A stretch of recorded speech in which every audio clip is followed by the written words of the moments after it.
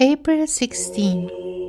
Tuturor le ajungi prea curată, celor ce cu credință aleargă, The holy martyrs Agapia, Chaonia, and Irene. They were sisters from the region of Aquileia. When the Emperor Diocletian was staying in Aquileia, he ordered that the famous spiritual guide Chrysogonus be executed. An old priest named Zoilus received a vision in which he was shown where the body of Chrysogonus lay unburied. The old man hurried off, found the body of the martyr, placed it in a coffin, and carried it to his home. On the 30th day after that, Saint Chrysogonus appeared to him and told him that the 3 maidens would be martyred in the next 9 days, and that he, Zoilus, would himself enter into rest during that time. Anastasia the seer also received the same tidings in a vision sent by Chrysogonus, who had been her teacher. The elder Zoilus did indeed find his rest after 9 days, and the 3 sisters were brought to trial before the emperor. The emperor urged the holy maidens to worship idols, but they all refused, confessing their firm faith in Christ.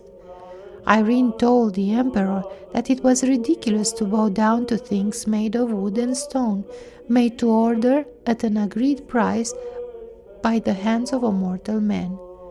The furious emperor flung them into prison. Now when the emperor traveled to Macedonia, he took all his slaves and servants with him, including the 3 sisters. He gave them to Dulcitius, a general, for torture. Inflamed with a dark passion, he desired to defile the maidens, but when he tried to go into the prison, he lost his mind and fell upon the pots and cauldrons in front of the gate, embracing and kissing them, and was completely blackened with soot. When the emperor heard of this happening, he ordered another general to undertake the trial of the sisters. After terrible torture, the judge condemned the first 2 sisters to death by fire, but kept Irene for a time, hoping to defile her. But when he sent Irene to the brothel, along with some soldiers, an angel of God turned the soldiers back and led her out into a high hill. The next day the general went out to the hill with his soldiers, and being unable to climb it, ordered that Irene be shot at with arrows. Saint Anastasia gathered all 3 bodies together in one place and gave them burial. They suffered for Christ their King and Lord in about 304. The holy martyr Leonidas and those with him, Charissa, Nis, Galina, Calis, Nunecia, Vasilisa, and Theodora. They were thrown into the sea, but it refused to receive them. They walked upon the sea as if it were dry land and sang praises to God. I have won 1 battle, O Lord, and the soldiers have persecuted me, O Lord, and I have not died thee, O Lord, save thou my soul. The pagans were at first astounded to behold this, but they then tied stones around their necks and again threw them into the deep, where they were drowned. They all suffered with honor for Christ our King and Lord in 281. Reflection. A story of the elder Balaam. A certain man had 3 friends. 2 of them he loved sincerely, but with tedium he avoided the third. It so happened that the king summoned this man before him to render account and to repay his debt. He turned for help to first friend, who rejected him and departed. He then turned to his second friend, but even he did not help him. With shame he returned to the third friend, and he joyfully accompanied him before the king. The interpretation is this: the first friend is wealth, the second friend is a relative, the third friend is the good works of men in this world. The king is God, who through death sends summon and seeks payment of death. A dying man seeks help in his wealth, but it turns away and passes on immediately into the hands of another owner. He then turns to his relatives, but his relatives send him off alone, and they remain. Then he reminds himself of his good works, which he carried out with tedium, and these immediately accompany him on the path in the presence of the king and judge. He who has ears to hear, let him hear. The only companions of the soul to the other world are the works of men, be they good or be they bad. All of that which was dear and precious to man leaves him and turns from him. Only his works to the very last one accompany him. He who has a mind to understand, let him understand. Contemplation. To contemplate the resurrected Lord Jesus. How according to the testimony of St. Paul, he appeared alive to 500 people at once. After that he appeared to more than 500 brothers at once, most of whom are still living, though some have fallen asleep. 1 Corinthians 15:6.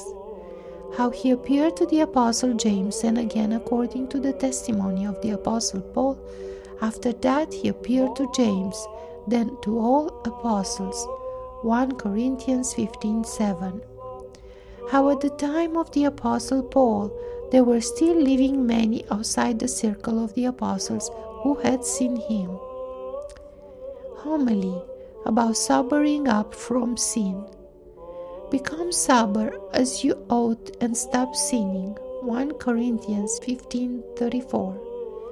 The Apostle Paul gives this commandment in relation to the resurrection of Christ.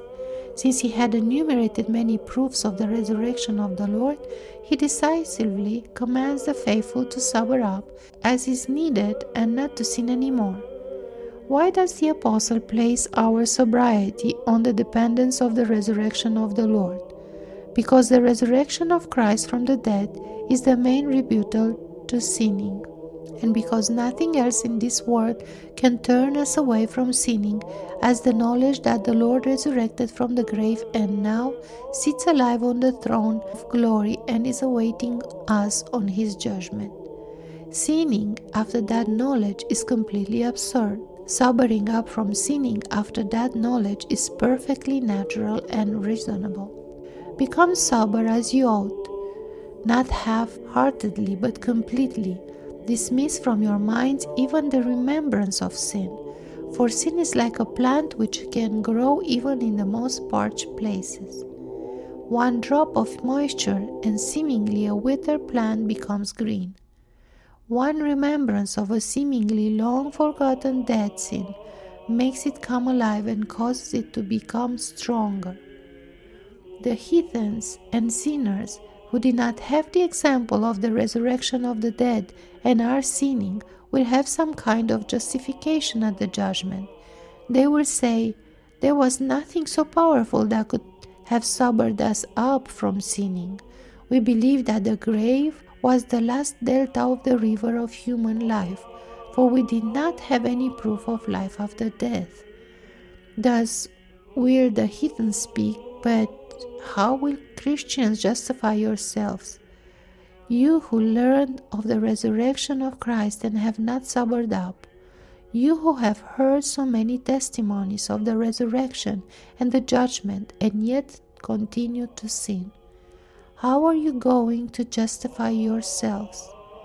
My brethren, sober up for once as you should, and do not sin, for Christ is risen from the grave.